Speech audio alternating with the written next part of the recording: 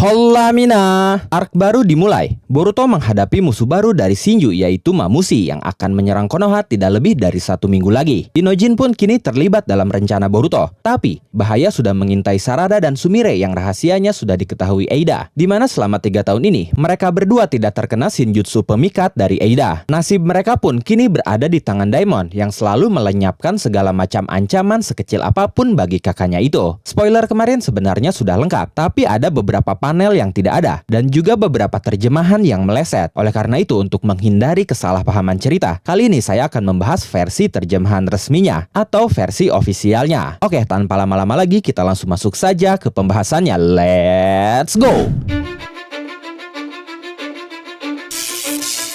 Cause I don't give a fuck what you say. Yeah, I'ma do shit my way. So you can go kick rocks, I'ma stack bricks up, build what I want to make. Yo, I got a lot of shit to say, so I'ma do this every day. I'll be writing things until I'm fucking buried in my grave. 6 feet deep under, but my body won't decay.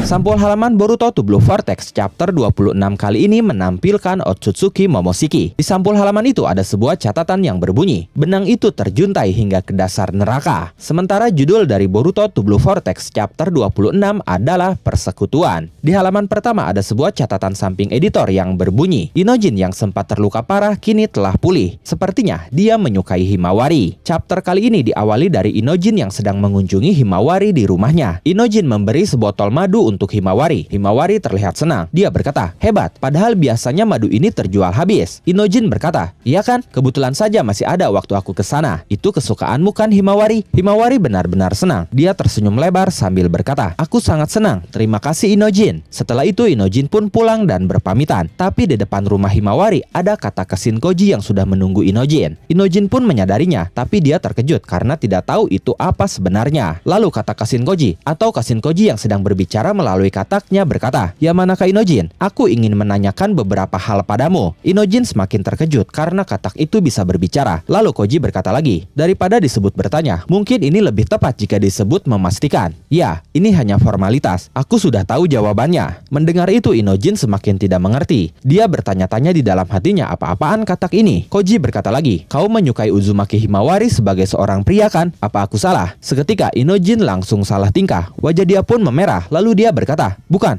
tidak. Melihat ekspresi Inojin, Koji berkata lagi, cukup, reaksimu sudah menjawab pertanyaanku. Selanjutnya yang ingin kutanyakan padamu adalah, apa kau ingin melindunginya? Inojin langsung berkata, itu sudah jelas kan? Tentu saja. Koji berkata, bagus, hanya itu yang ingin kupastikan. Inojin saat itu masih tidak mengerti. Lalu dia langsung bertanya, tunggu dulu, apa-apaan ini? Kau ini sebenarnya siapa? Koji berkata, kita memiliki kepentingan yang sama. Jika kau ingin tahu detailnya, ikutlah denganku. Setelah itu, Inojin diteleportasi Koji menggunakan Kuchiyose no Jutsu ke markasnya. Di sana dia melihat Koji yang sedang duduk di sebuah kursi di balik kepulan asap. Inojin langsung bertanya, siapa kau? Koji menjawabnya dengan berkata, namaku Kashin Koji. Aku bertarung untuk melindungi planet ini dari ancaman Shinju. Mendengar nama Kashin Koji disebut, Inojin langsung mengingat Kara. Dia berkata di dalam hatinya, Kashin Koji, bukankah dia sisa anggota Kara? Setelah itu, Boruto yang sedang duduk santai di sebuah kursi di belakang Inojin berkata, aku tidak bermaksud mengancammu, tapi di sini tidak ada pintu masuk maupun keluar. Dengan kata lain, kau tidak akan bisa kabur dari sini. Tapi jangan khawatir, jika urusan kita sudah selesai, kau akan kami pulangkan dengan selamat. Mendengar itu Inojin menoleh dan langsung berkata, Boruto? Setelah itu beralih ke markas Shinju. Jura, Hidari dan bahkan Mamushi terlihat sedang membaca buku dan saling berbincang. Tapi saat itu tiba-tiba Jura meneteskan air matanya. Hidari langsung bertanya, hei, kau itu sebenarnya kenapa? Sementara Mamushi hanya tersenyum melihatnya. Kemudian Jura langsung menghapus air matanya lalu berkata, buku ini termasuk dalam kategori novel karena isinya adalah karangan fiksi. Aku sempat meremehkannya, tapi tidak kusangka ceritanya mampu menggerakkan hatiku. Hidari menanggapinya dengan berkata, belum lama ini kau pun sempat mengalami hal serupa kan? Mendengar ucapan Hidari itu, Jura langsung mengingat momen Matsuri yang meneteskan air matanya juga saat berhadapan dengan Konohamaru di akhir hidupnya. Jura berkata, yang kurasakan saat itu adalah perasaan Matsuri. Ada berbagai perasaan yang muncul saat dia berurusan dengan Konohamaru, amarah, kesedihan, dan juga sedikit rasa cinta. Mendengar itu, lagi-lagi Mamushi hanya tersenyum. Mamushi sendiri saat itu terlihat sedang membaca sebuah buku, atau lebih tepatnya majalah dewasa. Lalu Jura berkata lagi, pengetahuan yang kuperoleh dari Matsuri sangatlah besar. Air mata ini adalah hasilnya. Apa kau mau menyebut ini menjijikan lagi, Hidari? Hidari kali ini berkata, tidak, itu menarik. Lalu Jura berkata lagi, walaupun begitu, pengetahuan ini sama sekali belum cukup. Untuk memahami dan mengontrol cinta, aku perlu informasi lebih banyak lagi. Mendengar ucapan Jura tentang informasi, akhirnya Mamushi pun ikut berbicara. Dia berkata, ngomong-ngomong tentang informasi, ini mungkin hal sepele dan mungkin juga tidak bisa disebut informasi. Eida, dia yang menjadi targetku. Kurasa aku mengerti alasan spesifik yang membuatku memilihnya menjadi target. Jura terlihat tertarik dengan ucapan Mamushi itu. Dia berkata, coba jelaskan pada kami. Lalu Mamushi berkata, alasan kenapa aku ingin melahapnya bukan sekedar untuk memangsanya. Itu lebih karena dominasi. Aku ingin menjadikannya milikku. Aku menginginkan informasi genetik unggul yang dia miliki. Aku tidak peduli tentang cinta atau apalah itu. Setidaknya, kita para Shinju harus lebih berkembang sebagai spesies. Bukankah begitu? Jura menanggapinya dengan berkata, berkembang ya? Bisa aku mengerti. Ini menarik. Kurasa ini bukan proses yang buruk untuk lebih memahami cinta. Setelah itu beralih ke Konoha. Shikamaru sedang berjalan menuju ruangan tetua Konoha karena dia dipanggil ke sana sebelumnya. Tapi tiba-tiba Kashin Koji menghubunginya. Dia berkata, Shikamaru, apa kau bisa dengar? Shikamaru menyadari itu adalah Kashin Koji. Tapi saat itu Shikamaru merasa heran karena Kashin Koji menghubunginya melalui Shindenshi no Jutsu. Sehingga Shikamaru langsung berkata, ini kan Shindenshi no Jutsu? Ini milik siapa? Koji berkata, tenang, saat ini aku dibantu oleh Yamanaka Inojin. Tentu saja ini komunikasi tidak resmi. Kau tidak perlu khawatir ini akan didengar oleh tim sensor. Shikamaru berkata, oh begitu ya. Tapi bisakah kita bicara nanti saja? Aku dipanggil ke atas. Kepalaku sudah cukup sibuk. Tapi Koji langsung berkata, justru itu yang ingin kubahas. Kemungkinan terburuknya adalah kau akan digulingkan dari jabatan Hokage. Shikamaru berkata, sial, aku sudah menduga akan seperti itu.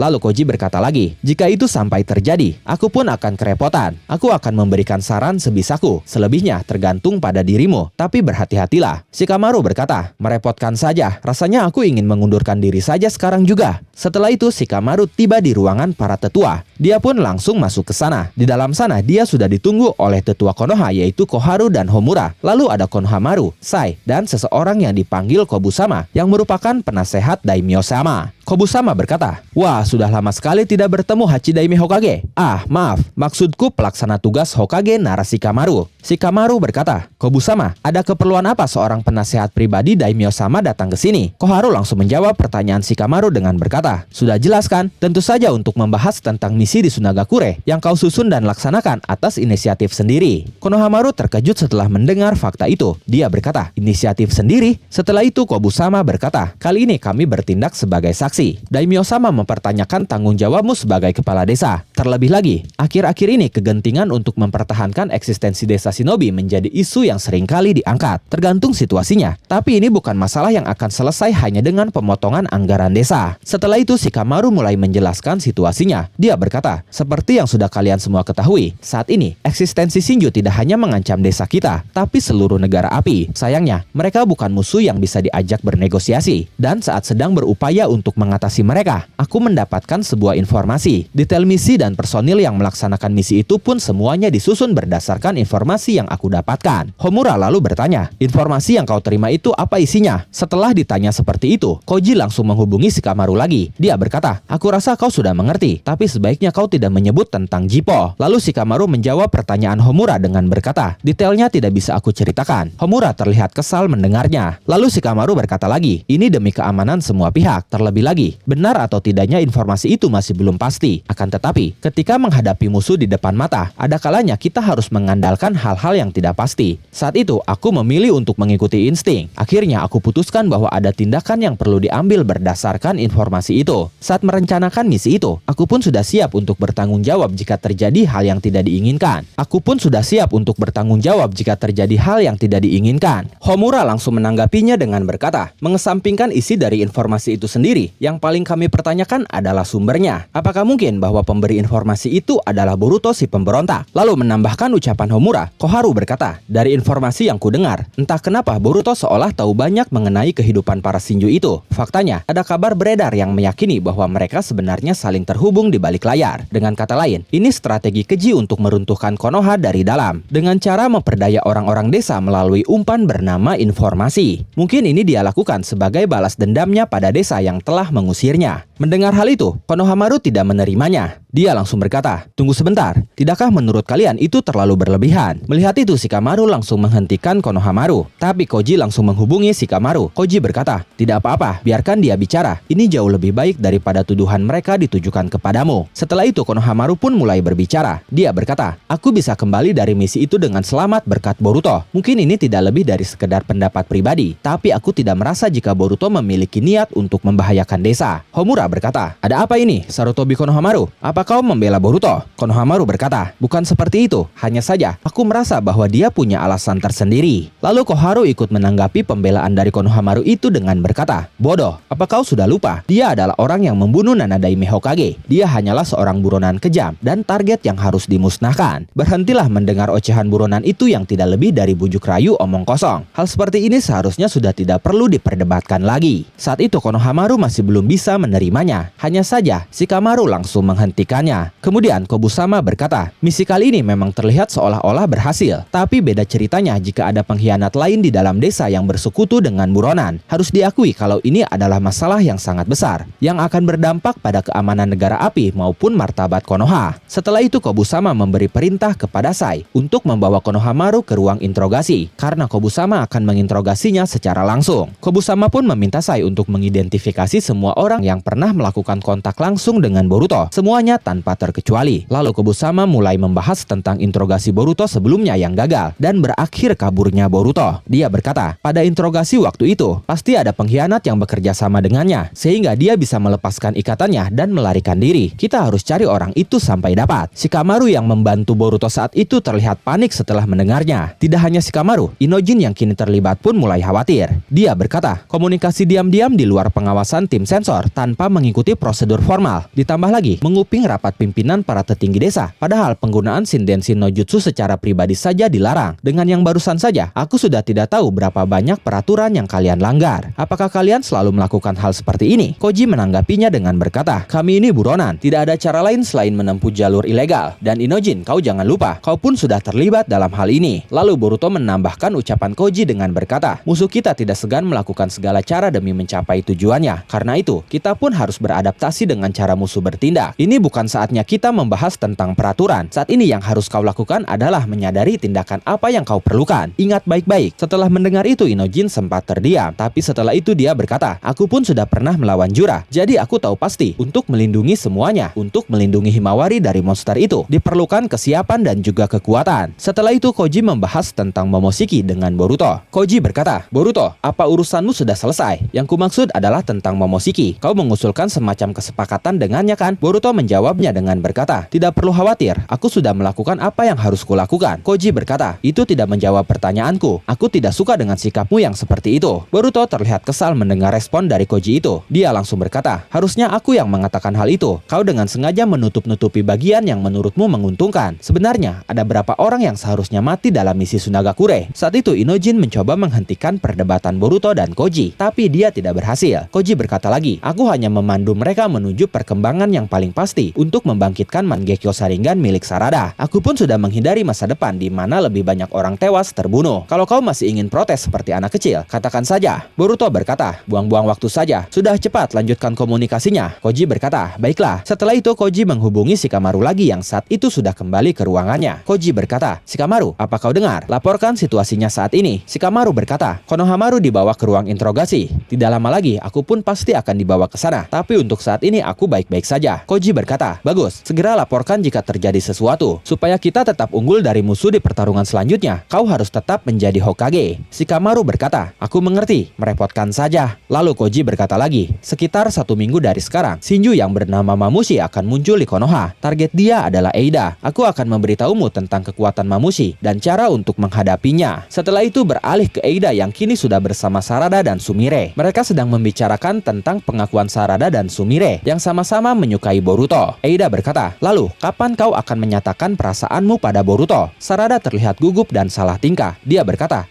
Walaupun kau bertanya seperti itu, tapi tunggu dulu, siapa yang bilang aku akan menyatakan cinta?" Eida berkata, "Loh, kok bisa seperti itu? Jika seperti itu, kesannya justru seolah-olah kau malah menyatakan perasaanmu pada Sumire." Sarada keheranan dengan ucapan Eida itu. Sarada berkata, "Logika macam apa itu? Mana mungkin Boruto punya waktu untuk hal semacam itu? Kalau aku menyatakan hal aneh, nanti suasananya jadi tidak enak kan? Aku takut itu terjadi." Eida terlihat kecewa dengan jawaban Sarada. Dia berkata, "Sangat payah. Lalu bagaimana denganmu, Kakei?" Sumire berkata, "Kalau aku mungkin tergantung waktunya. Kalau ada kesempatan mungkin saja aku akan mengatakannya tiba-tiba." Eida sangat senang mendengar jawaban Sumire. Dia tersenyum sambil berkata, "Benarkah? Sangat menarik. Aku tidak sabar menunggu momen itu tiba." Lalu Sumire berkata lagi, "Walaupun tadi aku mengatakan hal seperti itu, kurasa Sarada pun sama." Eida berkata, "Benar juga. Kasus pelukan waktu itu pun dia pelakunya." Sarada terlihat malu. Dia berkata, "Kasus apa?" Lalu Sumire berkata, "Tapi pada akhirnya yang paling penting adalah perasaan Boruto itu sendiri kan? Seperti yang Sarada katakan, mungkin mulai sekarang dan seterusnya, dia tidak punya waktu untuk memikirkan hal seperti itu." Setelah itu, Eida tiba-tiba terlihat serius. Dia berkata, "Ngomong-ngomong, setelah kita berbicara tentang cinta sampai sejauh ini, ternyata kalian tidak terpengaruh pesonaku kan?" Seketika, Sarada dan Sumire panik dan berkeringat setelah mendengar hal itu. Ditambah saat itu ada Daimon yang sedang berdiri bersandar di tiang di hadapan mereka. Karena Sumire langsung mengingat ucapan Shikamaru dulu saat pertama kali mendapatkan misi untuk menemani Eida. Saat itu Shikamaru berkata, "Dengar, intinya jangan sampai terbongkar, terutama oleh Daimon. Fakta bahwa kekuatan pesona Eida tidak berefek pada kalian, itu berarti kalian berdua berada di posisi yang bisa membunuh Eida. Kalian paham maksudnya kan? Jika mereka tahu, nyawa kalian bisa saja melayang." Karena Sarada dan Sumire hanya diam dan tidak menjawab, Eida akhirnya berkata, "Jadi benar ya, habisnya meskipun aku ada di hadapan kalian, kalian masih bisa membicarakan tentang menyukai orang lain selain diriku. Biasanya hal seperti itu tidak akan pernah terjadi. Itu mustahil." Setelah Eida mengatakan itu, Daimon yang sedari tadi bersandar kini mulai bergerak, dan Sarada yang panik langsung meresponnya dengan mengaktifkan Mangekyo Sharingan miliknya. Tapi Daimon terlalu cepat. Dia tiba-tiba melompat dan sudah berada di hadapan Sarada dan Sumire. Lalu dia pergi ke belakang mereka. Setelah itu dia mencekik Sarada dan Sumire dari belakang sambil berkata, "Sarada, tadi kau berniat melakukan sesuatu dengan Mangekyo Sharingan kebanggaanmu itu ya? Percuma saja. Jangan coba-coba, karena kau akan mati sebelum sempat melakukan sesuatu." Dan momen itu mengakhiri terjemahan resmi Boruto to Blue Vortex chapter 26 kali ini. Sebelum berakhir, seperti biasa ada sebuah catatan samping editor yang kali ini berbunyi, "Ketegangan yang menjalar, rasa takut yang melanda. Bagaimana nasib Sarada dan Sumire setelah rahasia itu terungkap?" Bagaimana menurut kalian tentang chapter kali ini? Silahkan tulis dan diskusikan pendapat, asumsi, spekulasi, dan bahkan teori kalian di kolom komentar. Oke, terima kasih sudah menonton video ini sampai akhir.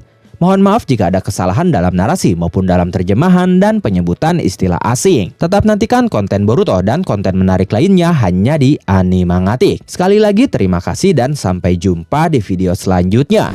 アニマンガティックバイブスを感じて案じてアニメの